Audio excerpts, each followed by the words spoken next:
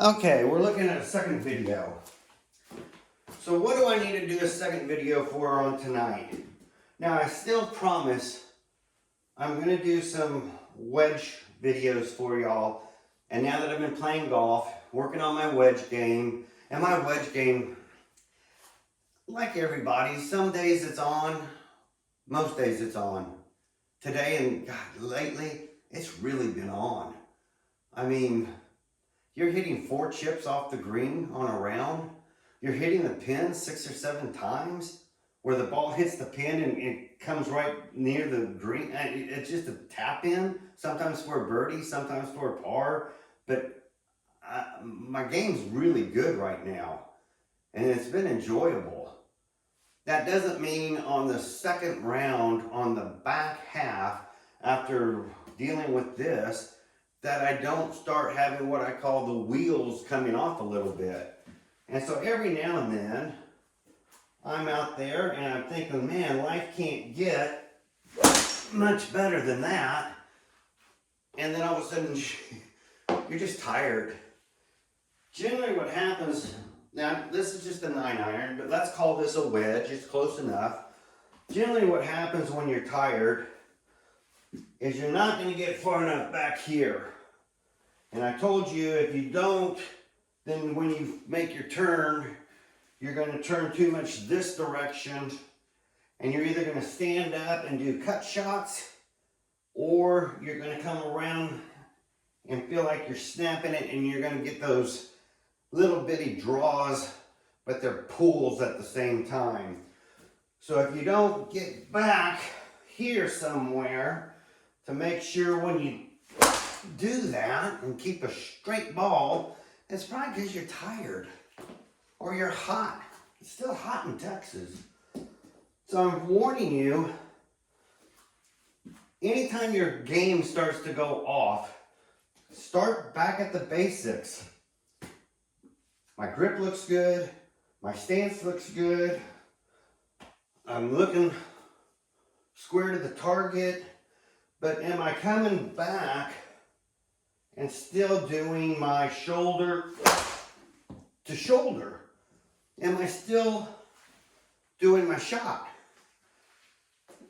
So if you're hitting thin or off, just start at the basics. Do a slow one. Go slow. That one barely pulled. Didn't get far enough back. Check it out.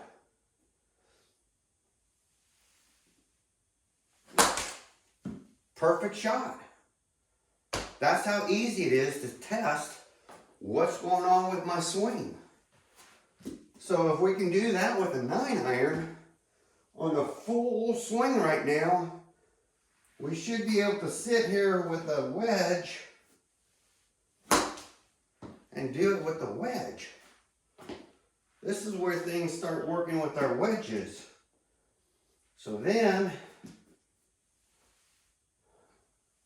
see, I didn't like the way that feels. Stop it.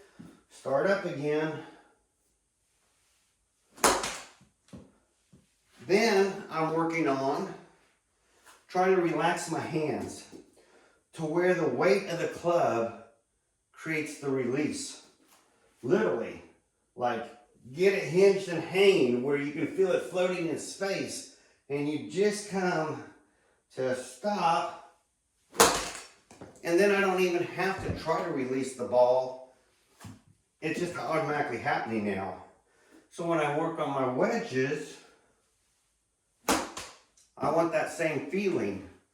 I want to kind of hold the release, but I really want the way I move the club in space to do that, to release for me. Now in these slow shots, that ain't easy because you go too slow and you're not really holding on to anything, your club can easily hit fat. So I'm trying to learn how do I balance this club back here so that as I come through and the more I get forward of that ball, the lower my flight trajectory. How can I do that and let the club do the release. So I have been working on this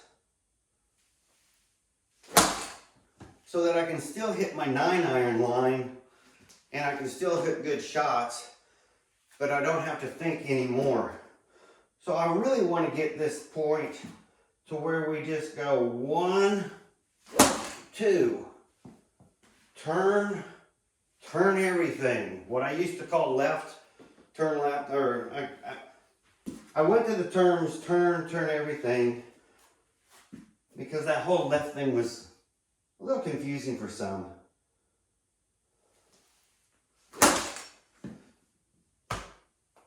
I'm not even trying to release. They're not high balls. They're flighted down. They're hitting my line where my 9-iron is supposed to be. This doesn't work anymore.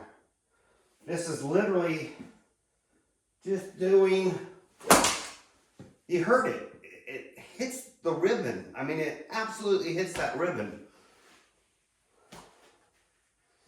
Now, this is my 5-iron. 5-irons are a little tougher. They're a little tougher. You gotta kind of grip them a little bit more healthy.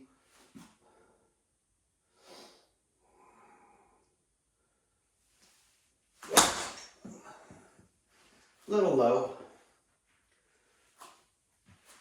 A little bit tougher to get the release. Probably have to get off the ball a little bit more. Oh yeah, there's my 5-iron. Wasn't even holding the club. I mean, I'm just letting it hold and I'm coming in so perfect, it just releases. So, we were talking about wedges. If you get this whole turn everything down, you should be able to never have to think, never have to struggle. When I'm playing right now, and I have to play a wedge shot, this is all I do. I sit here and go, okay, right about there feels like a good height. And that's all I do. I check my distance. I say that's where I want my hands to go. Now we want a higher shot. That was a low trajectory. Let's go higher. So let's say I want to be up here. Went higher, went straight. So I'm working on that whole club head in space mentality where I can feel where I want to be and hit through the ball because I want spin. I don't want to top the shot. It hits the ground. There's no grass out there. Runs 100 miles. I want to be able to do small shots. That's a nice flighted ball. And then if I got to do smaller shots, I want it to be like putting. When I putt, this far back, that far forward. Same speed. So that one was a little hot. So let's try really softer. You can see that's a lot softer. It's not going to go near as far.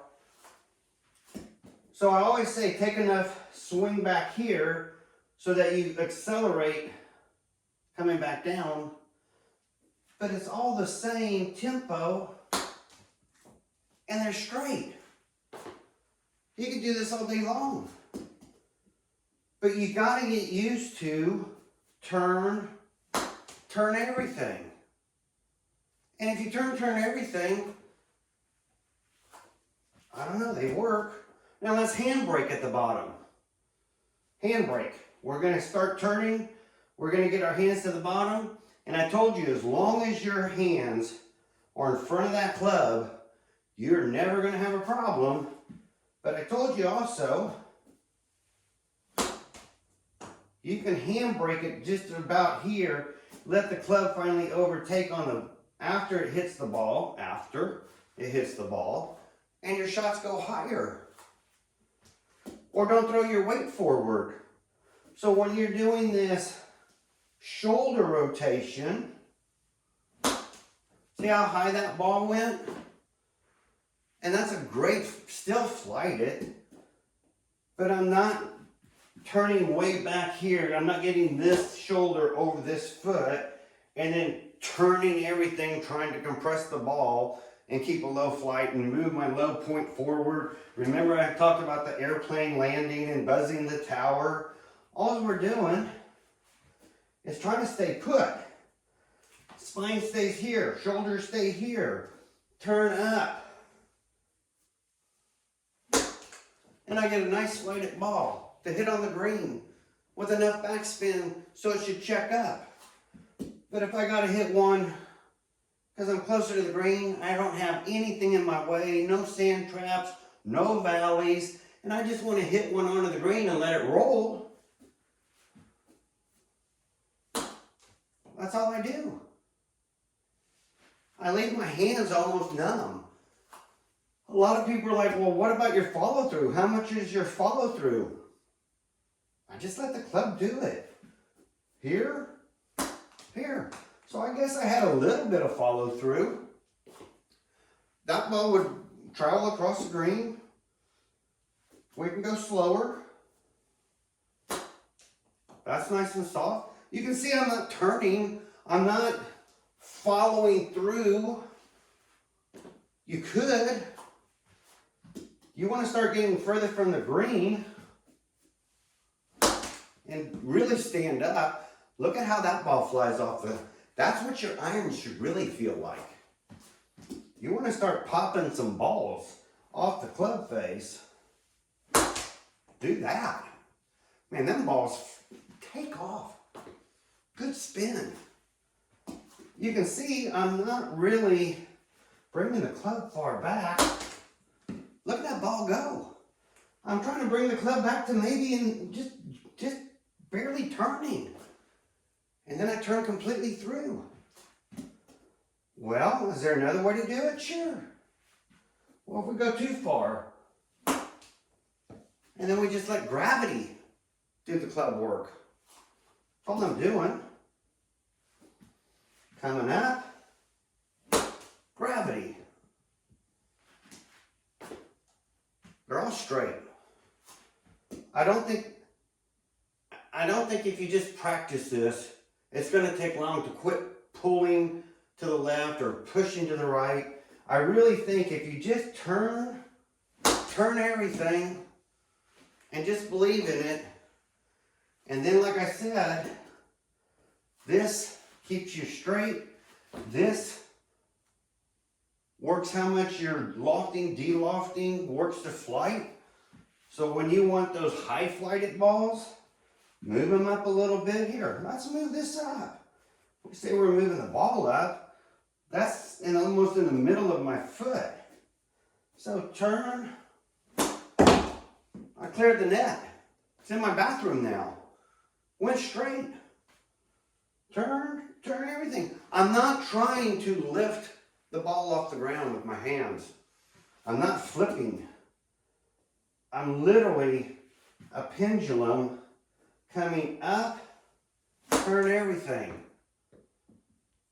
And if I don't want the ball to do certain things, I just control how much I turn, still turn, but how much I turn and continue.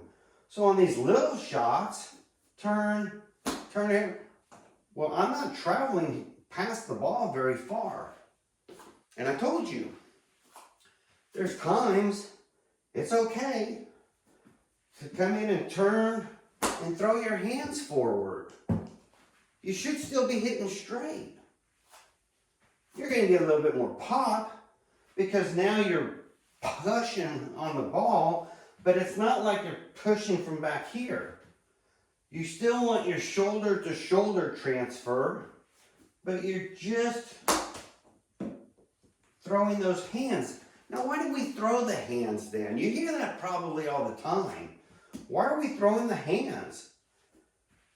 If you don't want to release from back here where you're not supposed to because you get flippy and all this bad stuff happens when you, quote, throw the hands, it's really just bringing the club back down to here.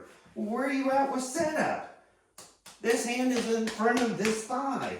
So when I throw my hands, I'm just throwing my hands back to here as I turn.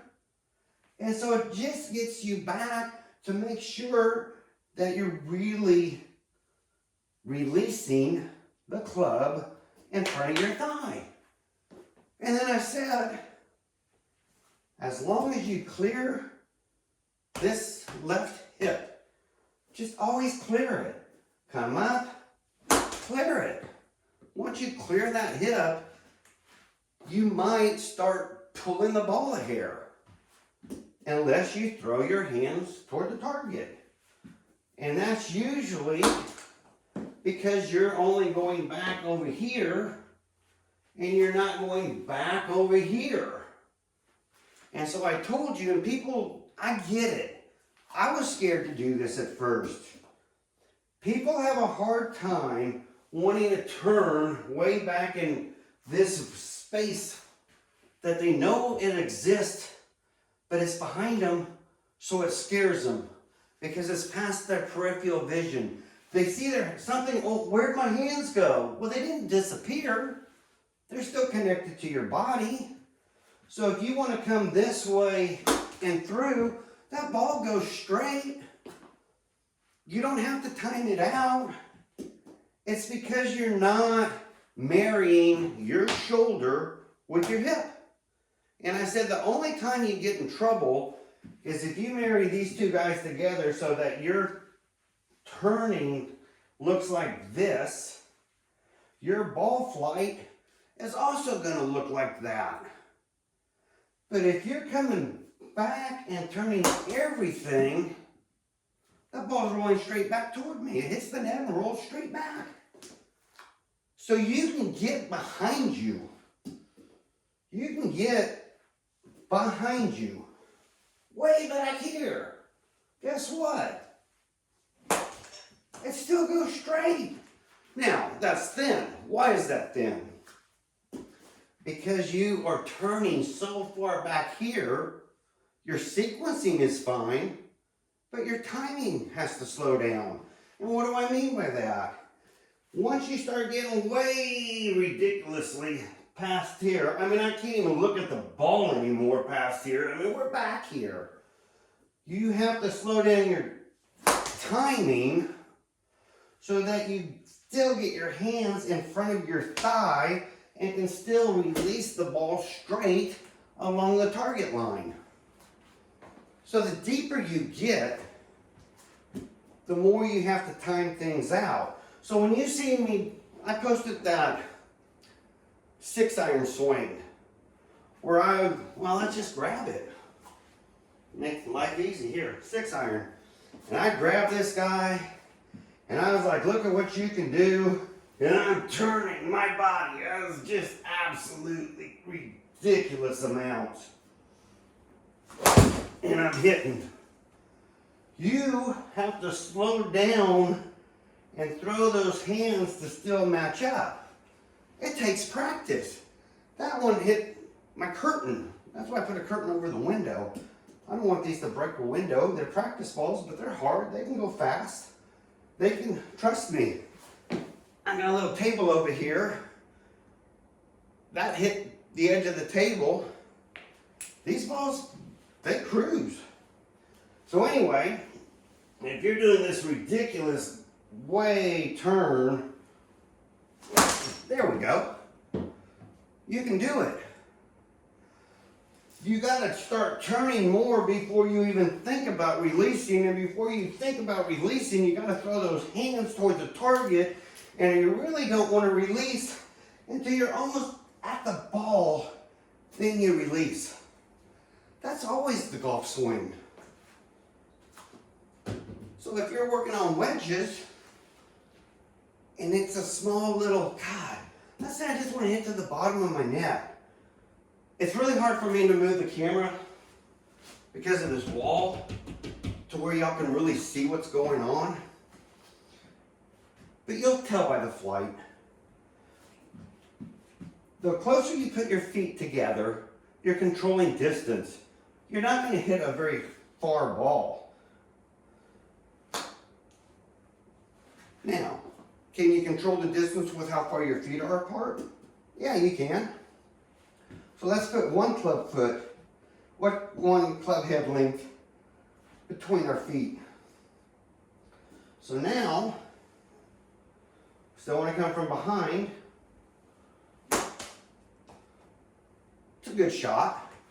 You feel very in control. That was probably going to be about a 20, 22 yard shot. So now, let's see, I'm going to want 1, 2, there. So this is 2 club lengths in between here. Still want to go about 3/4 of a swing. Well, I can get some power in that one.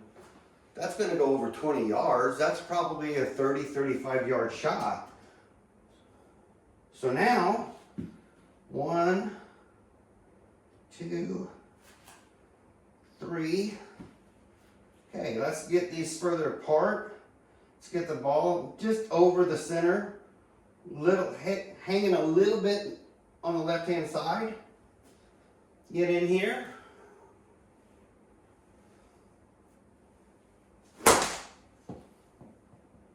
That ball's going to go 45, 50.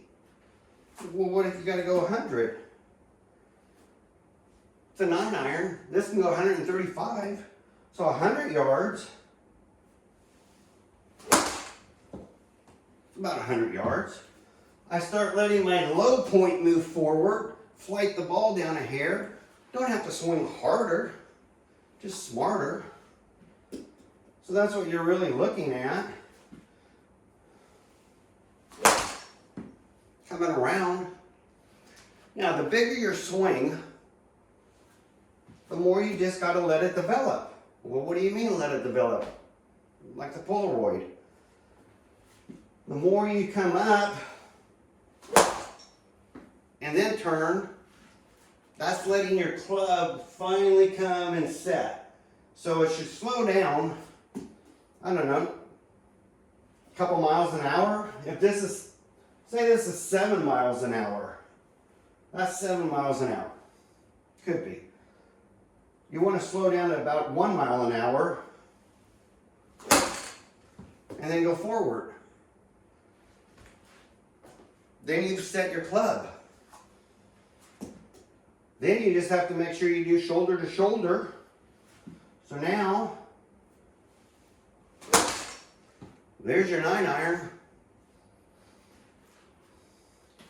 I didn't even have to worry about release because I'm trying to hold it just enough resistance while I do this so that it's not an early release, but I can actually just let the club release. It's one less thing for me to think about. So they start getting fun. Here's that ladies club, that 6.5. It's a 5 for ladies, but 6.5 on my scale of lofts. It's a nice lightweight club though.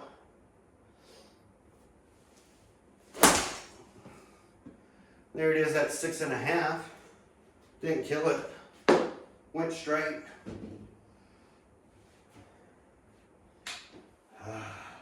Shouldn't do this one. This one is a very difficult one in this room. As you can see, it gets a little scary in here.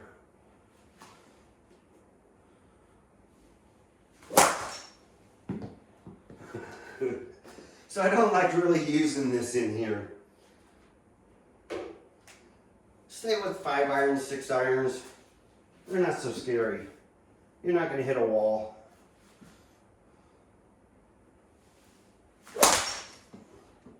And you saw, hit my line. I slowed down. I got the hips open. And then I swung as hard as I wanted. So does this program work? Yes. But now I'm going to do one last video on other feedback I've gotten.